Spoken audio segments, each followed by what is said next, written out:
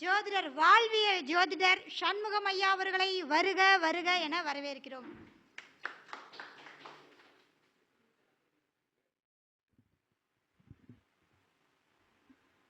அனைவருக்கும் அன்பான காலை வணக்கம். அதாவது நாம் இன்னைக்கு பார்க்க போகிற தலைப்பு குரு பயிற்சி. அதாவது 2026 குரு பயிற்சி.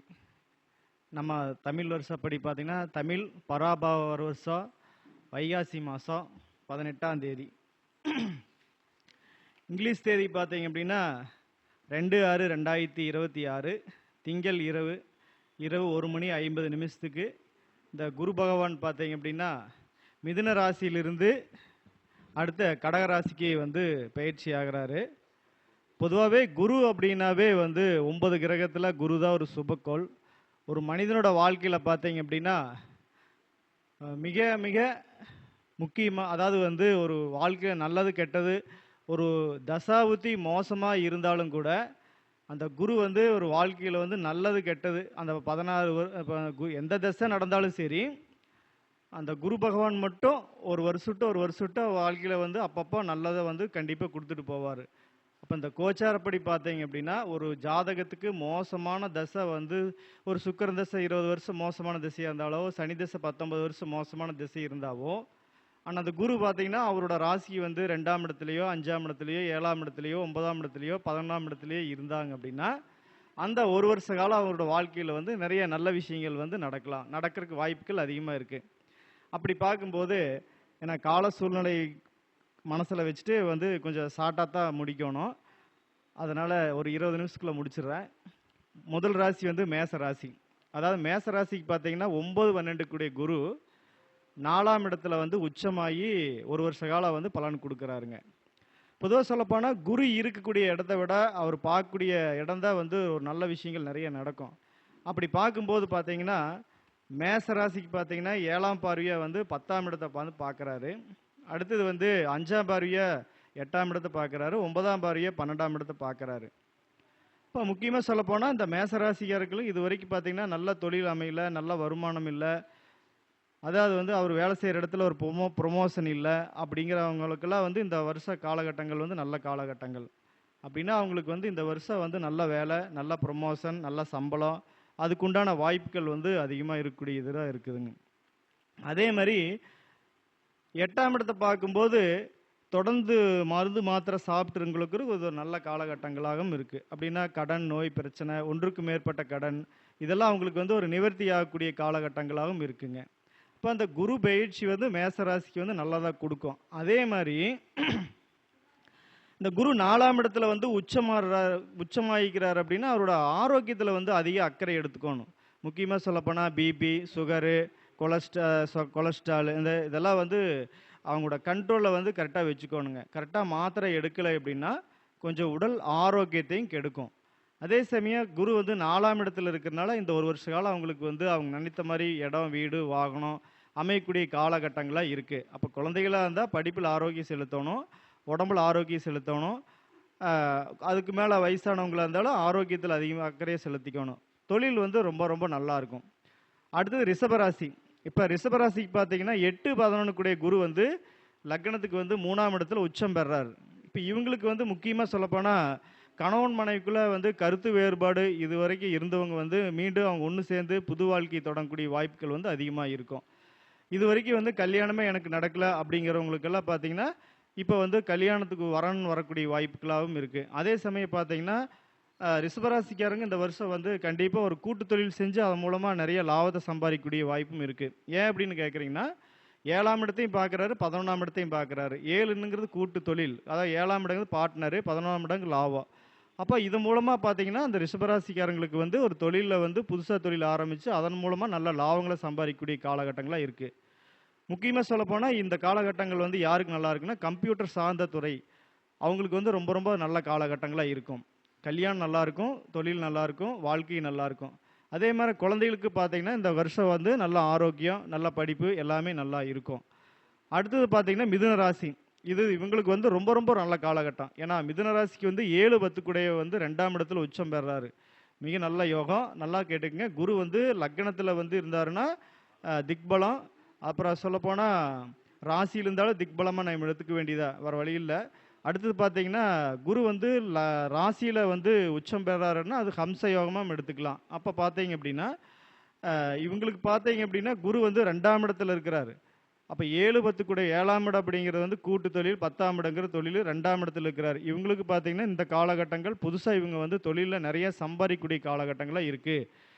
அப்போ இவங்க வந்து சொல்லப்போனால் மிதுன ராசிக்காரங்களுக்கு வந்து இந்த வருஷம் ரொம்ப ரொம்ப நல்லா இருக்கும். அப்போ இந்த வருஷம் நல்லா இருக்குன்னா உங்கள் ஜாதகத்தில் நல்லா தசா புத்தி நடந்துட்டு இருந்ததுன்னா இந்த ஒரு வருஷம் வந்து நீங்கள் கண்டிப்பாக தொழிலை விருத்தி பண்ணிக்கங்க, புதுசாக தொழில் ஆரம்பிச்சுக்குங்க. உங்களுக்கு வந்து அப்புறம் அதே மாதிரி வந்து நீங்கள் வேலை செய்கிற இடத்துல இல்லை அரசு ஊழியராக இருக்கலாம், இல்லை தனியார் நிறுவனமாக இருக்கலாம், ப்ரொமோஷன், சம்பள உயர்வு இதெல்லாமே நல்ல விஷயங்களாக இருக்கும். அதே சமயம் 6ஆம் இடத்தை பார்க்குறாரு. 6ஆம் இடத்தை பார்க்கறதுனால என்ன ஆகுனா கடன் பிரச்சனை தீர்வு கிடைக்கும். கோர்ட்டு கேஸ் வழக்குகள் இருந்தால் கண்டிப்பாக உங்களுக்கு சாதகமாக வாய்ப்புகள் அதிகமாக இருக்குது. அதே சமயம் 8ஆம் இடத்தையும் பார்க்குறாரு. அப்போ வந்து 8ஆம் இடத்தை பார்க்கறனால 8ஆம் இடங்கிறது தீய பலன் சொல்லக்கூடிய இடத்த பார்க்கறனால தேவையில்லாமல் வந்து வண்டி வாகனத்தில் விபத்து அந்த மாதிரி எல்லாம் எந்த பிரச்சனையும் இல்லை. பொதுவாக சொல்லப்போனால் இந்த மிதுன ராசிக்கு வந்து இது ரொம்ப ரொம்ப நல்ல காலகட்டங்கள்.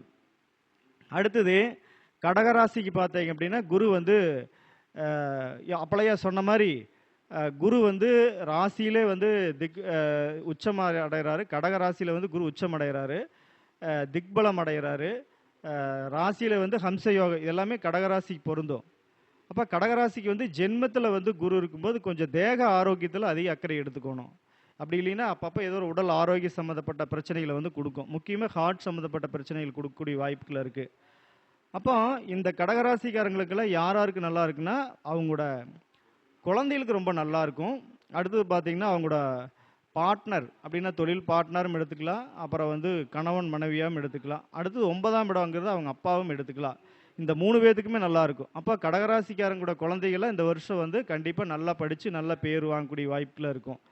அதே சமயம் பார்த்தீங்கன்னா 7ஆம் இடத்தை பார்க்குறாரு அப்படின்னா கணவன் மனைவிக்குள்ளே இருக்கிற கருத்து வேறுபாடுகள் வந்து நிவர்த்தி ஆகக்கூடிய காலகட்டங்களாக இருக்குது. 9ஆம் இடத்தை பார்க்கும்போது நல்ல இறையருள் அப்படின்னா அவங்களோட வழிபாடுகள் மூலமாக கடவுள் வந்து அவங்களுக்கு வந்து நிறைய நல்ல விஷயங்கள் வந்து ஏற்படுத்தி கொடுப்பாரு. பொதுவாக சொல்லப்போனால் கடகராசிக்கு வந்து இது ஒரு நல்ல காலகட்டங்களாக இருக்குது. ஜென்மத்தில் வந்து குரு இருக்காருங்க. அதனால் அவங்க ஜாதகத்தில் தசாபுத்தி மட்டும் நல்லா வலுவாக இருக்கணும். அப்படி இல்லைன்னா உடல் ஆரோக்கியத்தை வந்து கண்டிப்பாக தொந்தரவு செய்யும். அதை மட்டும் பார்த்துக்கோணுங்க. அடுத்தது வந்து சிம்ம ராசிக்கு வந்து பார்க்கலாம். சிம்மராசிக்கு பார்த்தீங்கன்னா 5 8 கூடையவனுங்க குரு வந்து. சிம்மராசிக்கு பார்த்தீங்கன்னா குரு வந்து 5ஆம் இடத்துக்கும் 8ஆம் இடத்துக்கு அதிபதியாகி லக்னத்துக்கு வந்து 12ல் இருக்காருங்க. அப்போ அது ஒரு வருஷம் மட்டும் தேவையில்லாமல் செலவுகளை வந்து நீங்கள் குறைச்சிக்கிறது ரொம்ப நல்லது. ஏன்னா 12ஆம் இடங்கிறது விரயஸ்தானம். விரயத்தில் வந்து குரு இருக்கிற போது நம்ம ஆடம்பர செலவுகளை குறைச்சி நம்ம உடம்பு ஆரோக்கியத்தில் வந்து அதையும் அக்கறை எடுத்துட்டோம்னா கண்டிப்பாக இந்த வருஷம் வந்து உங்களுக்கு ரொம்ப ரொம்ப நல்லாயிருக்கும். அதே சமயம் உங்களுக்கு 12ல் இருக்கக்கூடிய குரு வந்து உங்கள் 6ஆம் இடத்தை பார்க்குறாரு. 6ஆம் இடத்தை பார்க்கும்போது உங்களுக்கு பெருசாக வந்து கடன் சுமையோ மற்ற பிரச்சனையோ எதுவும் ஆகக்கூடிய வாய்ப்புகள் இல்லை. இருந்தாலும் என்ன சொல்ல போகிறேன்னா கடகத்தில் இருக்கக்கூடிய குரு வந்து 12ல் இருக்கிறாருன்னா தேவையில்லாமல் செலவுகளை குறைச்சிக்குங்க. அதே மாதிரி பயணங்களை அதிகமாக தவிர்த்துருங்க. மற்றபடி வந்து இந்த கடகராசிக்கு எப்படி இருக்குன்னு அதை உங்களோட தசாபுத்தி பார்த்தா நல்ல முடிவு செய்யணும். சிம்மராசிக்கு எப்படி இருக்குன்னு உங்கள் ஜாதகத்தில் இருக்கக்கூடிய தசாபுத்தி பார்த்தா முடிவு செய்யணும்.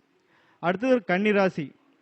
முதல் வந்து மிதுன ராசி கண்டிப்பாக இந்த வருஷம் ரொம்ப ரொம்ப நல்லாயிருக்கும். அடுத்தது கன்னிராசி ரொம்ப ரொம்ப நல்லாயிருக்கும். ஏன் அப்படின்னா கன்னிராசிக்கு வந்து 4 7க்கு அதிபதி 11ஆம் இடத்துல வந்து உச்சம் அடைகிறாரு. அப்படின்னா இந்த குரு பயிற்சி வந்து உங்களுக்கு ரொம்ப சிறப்பாக இருக்கும். ரொம்ப சிறப்பாக இருக்குன்னா இந்த வருஷம் வந்து கண்டிப்பாக இடம், வீடு, வாகனம் இதெல்லாம் வந்து நீங்கள் நினச்சி பார்க்குறத விட ரொம்ப நல்லபடியாக நடக்கும். அதே மாதிரி திருமணம் சீக்கிரமாக உங்களுக்கு கைகூடி வரக்கூடிய வாய்ப்புலாம் இருக்குங்க. 7ஆம் அதிபதி 11ஆம் இடத்துல உச்சம் பெறார் அப்படின்னா நீங்கள் ஆசைப்பட்ட பொண்ணை வந்து கல்யாணம் பண்ணக்கூடிய காலமாக இருக்குது. அதாவது சொல்லப்போனால் உங்களுக்கு வந்து உங்களோட ஸ்டேட்டஸு உங்களோட திறமையை பொறுத்து வந்து உங்களுக்கு தானாக தேடி வந்து உங்களுக்கு பொண்ணு கொடுக்கக்கூடிய காலகட்டங்களாக இருக்குது. அதே மாதிரி இடம், வீடு, வாகனம் எல்லாமே உங்களுக்கு வந்து இந்த வருஷம் வந்து கன்னிக்கு வந்து ரொம்ப ரொம்ப ரொம்ப அற்புதமான காலகட்டங்களாக அந்த குரு பயிற்சி வந்து இருக்குங்க. அடுத்தது துலாம் ராசி. துலாம் ராசி வந்துங்க 10ஆம் இடத்துல வந்து குரு இருக்காருங்க. அப்போ முக்கியமாக சொல்லப்போனால் இவங்க வந்து ஒரு ஜாப்பில் இருக்கிறவங்க மட்டும் கொஞ்சம் அவங்க தொழிலில் வந்து கவனமாக இருக்கிறது நல்லது. ஏன்னா 10ஆம் இடத்துல குரு இருக்கிறாருன்னா நிச்சயமாக அவங்க வந்து பதவியில் இருக்கக்கூடியவங்களுக்கு வந்து ஒரு ஏமாற்றமான காலகட்டங்களாக தான் இருக்கும். அதனால அவங்க வேலை உண்டு, அவங்க உண்டு அப்படிங்கிற மாரி இருந்துட்டாங்கன்னா, எந்த பிரச்சனையும் குடுக்காது. அப்படி இல்ல, அவங்க அடுத்தவங்க விஷயத்துல வந்து தலையிட்டாங்கன்னா, இந்த காலகட்டங்கள் வந்து தொழில் ப்ரமோஷனுக்கு வந்து கண்டிப்பா ஒரு பிரச்சனை குடுக்கும். அதே சமயம் பார்த்தீங்க அப்படின்னா, இந்த துலாம் ராசிக்காரருக்கு வந்து 4ஆம் இடத்த பார்க்கும்போது நிச்சயமா உங்களுக்கு வந்து தானா சொத்துக்கள் அமையக்கூடிய காலகட்டங்களா இருக்கு. அதாவது வந்து ஒரு நல்ல வீட்ட கட்டி, அந்த வீட வந்து அவங்கனால வந்து அவங்களோட லோன் வந்து கட்ட முடியாம கஷ்டப்பட்டு இருக்கிறவங்களுக்கு வந்து உங்களுக்கு அது ஈஸியா வந்து அந்த மாரி வாய்ப்புகள். ஏன்னா 4ஆம் இடத்த வந்து குரு பார்க்குறாரு அப்படின்னா, இந்த வருஷம் பார்த்தீங்க அப்படின்னா, உங்களுக்கு அதிர்ஷ்டங்கள் வந்து நெறைய கிடைக்கும். அப்படின்னா இடம், வீடு, சொத்து இதெல்லாம் வந்து நல்லா வாங்கக்கூடிய காலகட்டங்களாகவும் இருக்கு. அதே சமயம் பார்த்தீங்கன்னா, 6ஆம் இடத்துல சனி இருக்காரு. அதே சமயம் 6ஆம் இடத்தையே வந்து குரு பார்க்குறாரு. இப்ப கடன் நோய் பிரச்சனை அப்படிங்கிறதெல்லாம் உங்க இந்த வருஷம் வந்து உங்களுக்கு பெருசா பாதிப்பு வந்து குடுக்காது. அடுத்தது விருச்சக ராசி. அப்ப ஃபர்ஸ்ட்டு வந்து மிதுனம், 2வது கன்னி, அடுத்தது வந்து விருச்சகம். இவங்களுக்கு பார்த்தீங்கன்னா 9ஆம் இடத்துல வந்து குரு உச்சம் அடைகிறாருங்க. 2, 5 கூடையவனுங்க. 2ஆம் இடம் அப்படிங்கிறது வந்து வாக்குஸ்தானம், பணம். 5ஆம் இடம் அப்படிங்கிறது வந்து குழந்தைகள்ங்க. இவங்க வந்து பார்த்தீங்கன்னா, லக்னத்துக்கு ராசிக்கு பார்த்தீங்கன்னா 9ஆம் இடத்துல உச்சம் அடையறனால, இந்த வருஷம் இதுவுமே பார்த்தீங்கன்னா, உங்க குழந்தைகளுக்கு உண்டான காலகட்டங்கள் தான். ஏன்னா 5ஆம் அப்படிங்கிறது குழந்தைகள். இது வந்து 9ல உச்சம் பெறுகிறார் அப்படின்னா, இந்த வருஷம் வந்து உங்க குழந்தைகளோட படிப்பு, ஆரோக்கியம், அவங்களுக்கு வந்து திருமணம் இதெல்லாமே பார்த்தீங்கன்னா, உங்க குழந்தைகளுக்கெல்லாம் நிச்சயமா வந்து சிறப்பான முறையில இருக்கும். அதே பார்த்தீங்கன்னா, விருச்சிக ராசிக்காரருக்கு திருமணத்துக்கு உண்டான காலகட்டங்கள்லாம் நல்லா இருக்கு. சொல்லப்போனா 9ஆம் இடத்துல குரு உச்சம் அடையறனால, இந்த வருஷம் எல்லாத்துக்குமே சுபகாரியங்கள், சுப செலவுகள், நல்ல கல்வி, நல்ல ஆரோக்கியத்துக்கு உண்டான காலகட்டங்களா இருக்கு விருச்சிகம். அடுத்தது தனுசு ராசி. ராசி அதிபதி 8ஆம் இடத்துல உச்சம் அடையறாருங்க. கொஞ்சம் நாம கவனமா இருக்கிறது இந்த காலகட்டங்கள் ரொம்ப நல்லது. ஏன்னா 4ஆம் இடத்துல வந்து அர்த்தாஷ்டம சனியா இருக்கிறாருங்க. இப்ப சனி ராசி அதிபதி லக்னத்துக்கு ராசிக்கு பார்த்தீங்கன்னா 8ஆம் இடத்துல வந்து உச்சம் அடையறனால, நம்ம உடல் ஆரோக்கியத்துல வந்து நம்ம அதிக அக்கறை எடுத்து பார்த்துக்கணும். அடுத்தது பார்த்தீங்கன்னா, நம்ம தேவையில்லாம கடன்கள் வாங்குறத தவிர்க்கணும். ஜாமீன் போடுறத கொஞ்சம் தவிர்க்கணும். ஃப்ரெண்ட்ஸ் வச்சுக்கிறத தவிர்க்கணும். வண்டி வாகனத்துல நம்ம கொஞ்சம் மெதுவா போயிட்டு மெதுவா வரணும். பயந்துக்க வேண்டாம். உங்க ஜாதகத்துல நல்ல தசாபுத்தி நடந்தா இது எதுவுமே நடக்காது. ராசி அதிபதி வந்து 8ஆம் இடத்துல வந்து உச்சம் அடைகிறாரு அப்படின்னா, உச்சம் அடைகிறாருன்னா ரொம்ப பலமா இருக்கிறாருன்னு அர்த்தம். ஆனா அவர் 8ஆம் இடத்துல உச்சம் பெறும்போது என்ன ஆகும் அப்படின்னா, நம்மளா போய் ஒரு இடத்துல சிக்கிட்டு வெளிய வர முடியாம தவிக்கிற மாரி இருக்கும். வெளியும் வர முடியாது, உள்ளேயும் உட்கார முடியாது. அதனால ஒரு டைம்க்கு 2 டைம் யோசிச்சு முடிவு எடுக்கிறது தான் இந்த காலகட்டங்கள் நல்லது. அதே சமயம் 4ஆம் இடம், வீடு, வாகனம் அவர் வந்து 8ஆம் இடத்துல உச்சம் அடைகிறார் அப்படின்னா, இந்த காலகட்டங்கள்ல நம்ம இடம் வாங்குறதோ, வீடு கட்டுறதோ, அல்லது வண்டி வாகனங்கள் வாங்குறதோ பார்த்து வாங்கிக்கணும். ஏன்னா நம்ம வாங்கிட்டு சிரமப்படுறத வந்து தவிர்க்கிறத பார்த்துக்குங்க.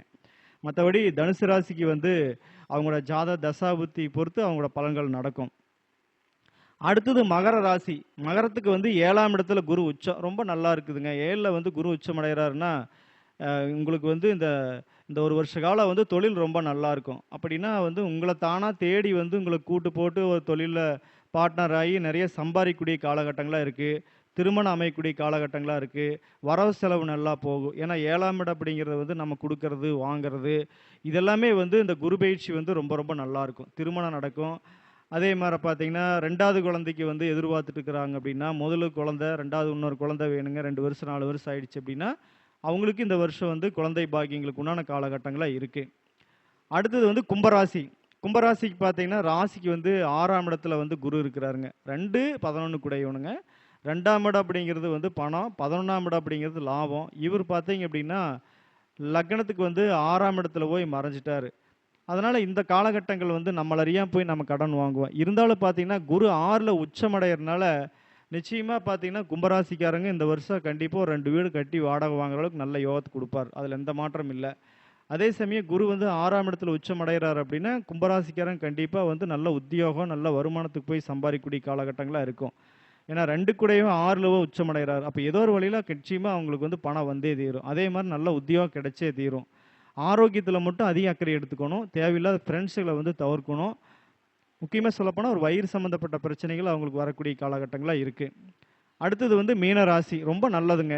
குரு வந்து லக்ன ராசி அதிபதி, 10ஆம் அதிபதி 5ஆம் இடத்துல உச்சம் அடைகிறார் அப்படின்னா, நிச்சயமா வந்து உங்களுக்கு மீனராசிக்கு வந்து ஜென்மத்திலேயே சனி இருந்தாலும், உங்களுக்கு அடுத்த 1 வருஷம் ரொம்ப நல்ல காலகட்டங்கள்.